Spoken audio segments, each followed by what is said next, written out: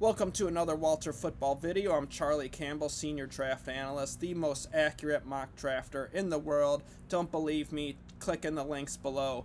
There's the proof right there. Also, before we get rolling here, I suggest you speed it up to 1.25 or 1.5 in the settings over here. Anyways, let's get into this week's mock draft. First overall pick, I have the Texans taking Bryce Young, quarterback from Alabama. I think as the season progresses, we'll see that Davis Mills isn't the long-term answer there in Houston.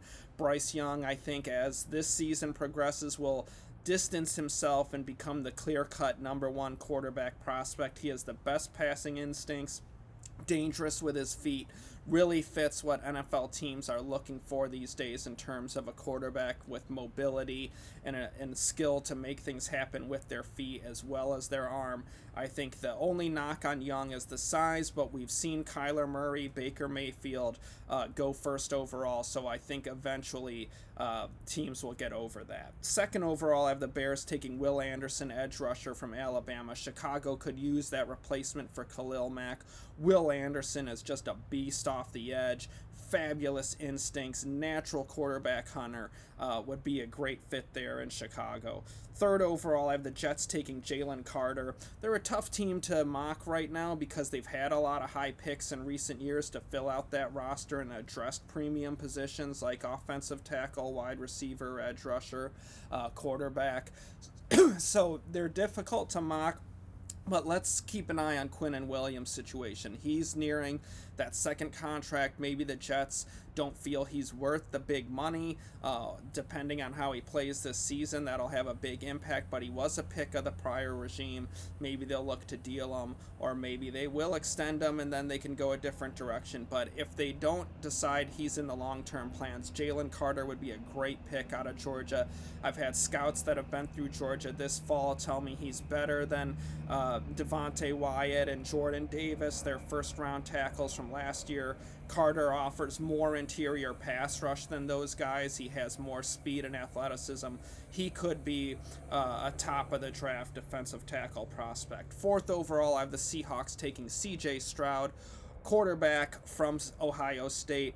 I think he'd be a good fit there in Seattle. Obviously, Geno Smith isn't the long-term starter. Drew Lock isn't either. Stroud would be a really nice fit in a ground-based offense in terms of a play-action quarterback that can work well with DK Metcalf, Kenneth Walker, starting to build that new offense there in Seattle. Also, I want to say, if you want to follow along with the mock, you can click the link below, and you can read the mock as I'm going over it. Fifth overall, I have the Falcons taking Will Levis, quarterback from Kentucky. Big armed quarterback, has some mobility, toughness. We'll see if Marcus Mariota, maybe he ends up claiming the job for next season. But the Falcons do need a long-term starter, and Will Levis has a really good skill set, and he needs to cut down on the interceptions, but he definitely has the arm, the size, he's tough as nails, accurate passer, can work out of the pocket, can make some things happen with his feet. He's a really interesting prospect that I think might go a little under the radar because of Bryce Young and C.J. Stroud being at Alabama and Ohio State, but wouldn't surprise me at all if NFL teams trend towards Levis over the course of the season, over some guys like Stroud potentially, if Levis can cut down on the interceptions. Sixth overall, I have the Jaguars taking Brian Breeze, defensive tackle from Clemson. They could use an interior rusher. They have, some outside guys, Travon Walker, Josh Allen. Now they get an interior guy. Seventh overall, I have the Giants taking Anthony Richardson, quarterback from Florida. Richardson's a really interesting prospect, fluid player, could go high, could go lower. Really should go back to Florida. He needs a ton of work as a passer, becoming more accurate and consistent on the short to intermediate throws. He played awesome against Utah in week 1. Then he started out against Kentucky okay, and then he just went down the tubes in the second half when they got shut out and he cost his team the game. has to get more accurate, has to play with more confidence. He needs work. He should go back to school, but I'm hearing he probably is going to end up in the draft, but we'll see. So at any rate, the Giants are an interesting fit for him because a lot of his weaknesses were the same weaknesses for Josh Allen coming out of Wyoming a few years ago. Brian Dable and the Giants staff there, Joe Shane, they were part of that Buffalo team that drafted Josh Allen and worked with those weaknesses and rounded him out and turned him into the stud quarterback that he is now. And I could see Anthony Richardson being viewed as a similar kind of project in their eyes. So that could be an interesting fit there that would make sense and could help Richardson to kind of overcome his weaknesses going to a staff that has already dealt with a similar kind of player and helped him to grow and develop. 8th overall, I have the Dolphins taking Bijan Robinson, running back from Texas. They've added some guys in free agency, but Robinson would be that feature dog runner that could really help them to challenge the Bills in terms of making things really difficult for other teams' safety play. Do you double Tyreek Hill, Jalen Waddle? Well, now you can run Bijan Robinson and dominate on the ground. You bring the safeties up. Now the deep part of the field is open for those speedster receivers. So I really love this fit for Miami. 9th overall, I have the Vikings taking Quentin Johnston, a wide receiver from TCU. Big, fast, athletic, really tough player. The Vikings, with Adam Thielen aging, I think they could end up over the course of this season, they're going to see that they could use another receiver to go with Justin Jefferson. Teams are going to roll the coverage over there. This is going to make things a lot tougher for them and help Dalvin Cook as well. So I like this fit for Minnesota. 10th overall, I have Washington taking Antonio Johnson, defensive back from Texas A&M.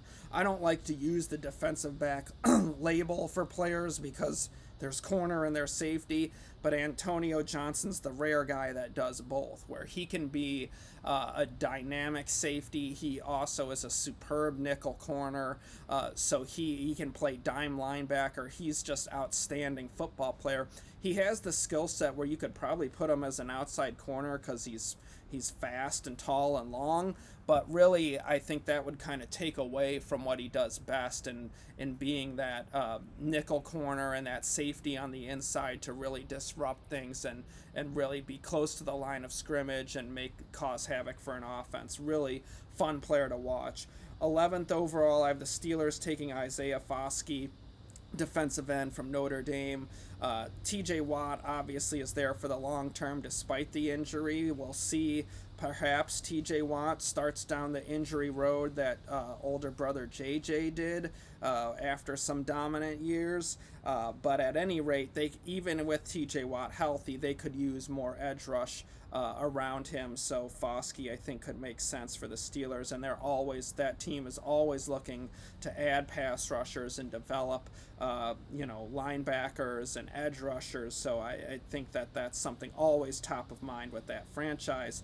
12th overall, I have the Panthers taking Peter Skoronski, left tackle from Northwestern. There's some debate whether he should play left tackle or guard in the NFL because he has extremely short arms, but the Northwestern staff has been hyping him up to scouts, saying he's better than Rashawn Slater. He is a smooth mover, will get after it in the ground game. This season he's shown more of that than he has in previous years, but he can get a push at the point of attack, really technically sound blocker. And Carolina, I think you put him next to Taylor Moton or Ike Ekwonu, and now the interior of the line is much stronger.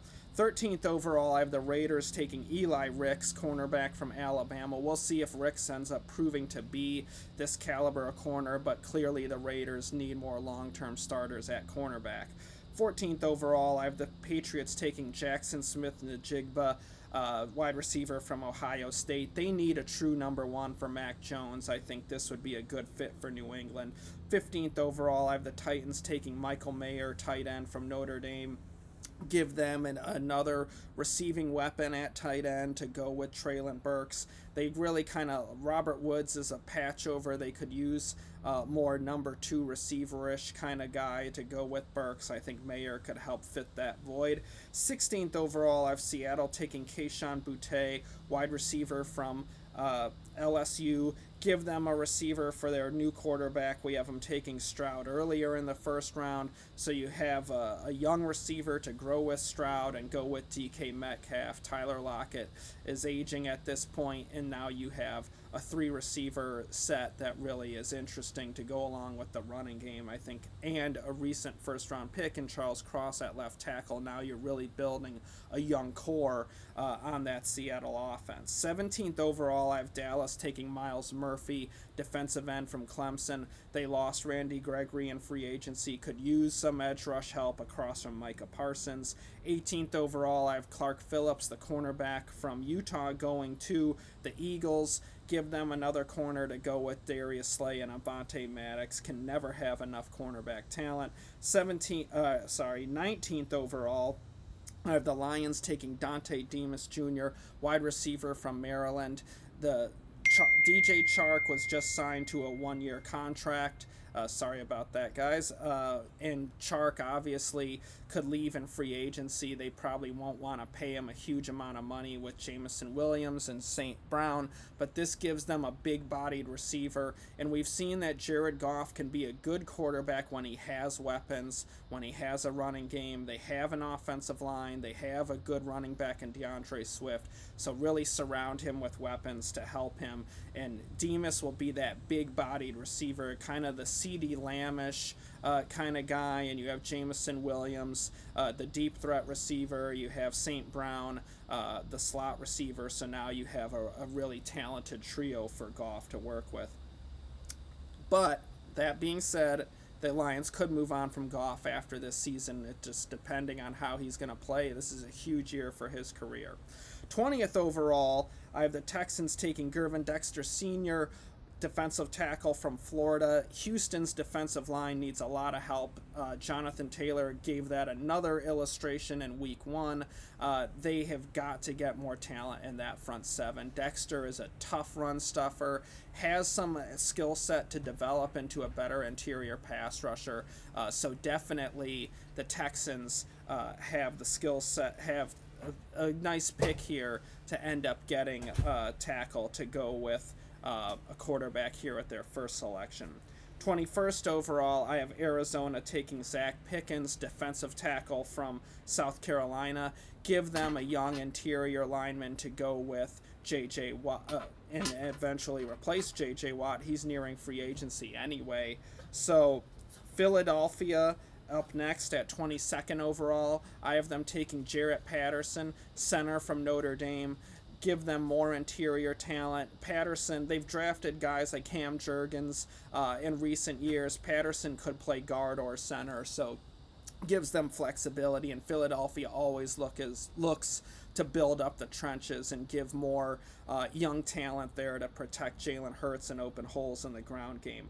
23rd overall, I have the Colts taking Tyree Wilson, edge rusher from Texas Tech. Yannick Ngakoue, I think, was a nice addition there for Indianapolis, but he's signed short-term. Here's a long-term edge rusher to go with Kwity Paye, and I think that makes a lot of sense for the Colts. 24th overall, I have the Ravens taking Will McDonald, edge rusher from Iowa State. This guy is a dynamic quarterback hunter, really excellent to get off the ball and chase down the quarterback. Struggles as a run defender. I think in Baltimore and their scheme, they can work around that. And then you have another edge rusher to really help them in the long term. 25th overall, the Lions again. Lions, they could definitely go quarterback in the first round. We'll see where their picks are, but KJ Jefferson, if they miss out on, say, Bryce Young and Levis and CJ Stroud, which could easily happen because they could win enough games to miss out on those guys, and then we'll see if KJ Jefferson or Jaron Hall, Anthony Richardson prove to be worthy of their picks later in the first round. I think those picks with their pick and the Rams pick could be in that mid to late portion between the two of them. But if they don't need to go quarterback, if Jared Goff plays well enough to be the starter again in 2023, then I think you look at defensive back definitely for one of those first round picks. Here I have them taking Jalen Jones, cornerback from Texas A&M. They could use another corner to go with Aruye, who's entering free agency, and Jeff Okudah, who looks vastly improved, but they still could use more cornerback talent. And they also could use safety help as well. So that's defensive back, I think, makes a lot of sense for one of the Lions' first round picks. 26th overall, I have Buffalo taking Cedric Tillman, wide receiver from Tennessee. Give them another weapon for Josh Allen. They have a loaded roster. They can go best player available. Think it makes sense from a depth perspective in case you have an injury to Stephon Diggs or Gabe Davis, to have a third receiver there that can cause some mismatch issues and really keep the offense going. 27th overall, I have the Bengals taking Keely Ringo, cornerback from Georgia. Give them more coverage talent. You can never have enough good cornerbacks. You need depth there at that position. I think Ringo would be a nice fit in Cincinnati. 28th overall, I have the Packers taking Zion Nelson, left tackle from Miami. Give them more offensive line talent to go in front of Aaron Rodgers. Just give some youth up front there, which I think Green Bay could use. 29th overall, I have the Chiefs taking Nolan Smith, defensive end from Georgia. Give them an edge rusher to go across from George Karlaftis. I think at some point they'll move on from Frank Clark. 30th overall, I have the Chargers taking Anton Harrison, left tackle from Oklahoma. I think the Chargers put him at right tackle. Now you have a bookend with Rashawn Slater. You got Zion Johnson on the inside, really building up that offensive line talent to protect Justin Herbert. 31st overall, I have Joey Porter Jr. going to the Tampa Bay Buccaneers. Keep in mind, this is the last pick of the first round because the NFL docked the Dolphins their first round pick. So Joey Porter Jr., the Bucs have some corners coming up on free agency. They signed Carlton Davis. I'm not sure they'll have the money to bring back those guys, and Joey Porter Jr. be a nice fit similar to Davis for the Bucs defense. All right, let's get into the teams that don't have first round picks. 39th overall, I have the 49ers taking Brandon Joseph, safety at Notre Dame. He was at Northwestern, really impressive as a freshman, played well there, transferred to Notre Dame. Think he could be a really excellent second-round safety option, has ball skills. Think the 49ers could stand to get better there. 50th overall, I have the Saints taking Jared Verse, edge rusher from Florida State. He had a phenomenal week one against LSU, just was tremendous in that game, really showed the ability to translate. He transferred from Albany to Florida State, and I could see him jumping to the NFL and continuing to get after the quarterback with some developmental time. But the Saints, they need an edge rusher to emerge across from Cam Jordan. You know, we'll see this season if they get that with some of the recent guys, but they've had some disappointments there in terms of just finding another edge rusher to replace Trey Hendrickson. So it wouldn't surprise me if they're looking at the defensive line in the second round of this draft. 52nd overall, I have the Browns taking Dontavian Wicks, wide receiver from Virginia. They need more receiving help for Deshaun Watson. Amari Cooper is too streaky.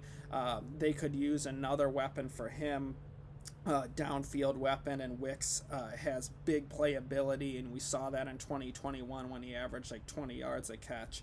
57th overall, I have the Rams taking B.J. Ojolari, edge rusher from LSU. They lost Von Miller in free agency. I think the Rams could use more pass rush to go along with Aaron Donald.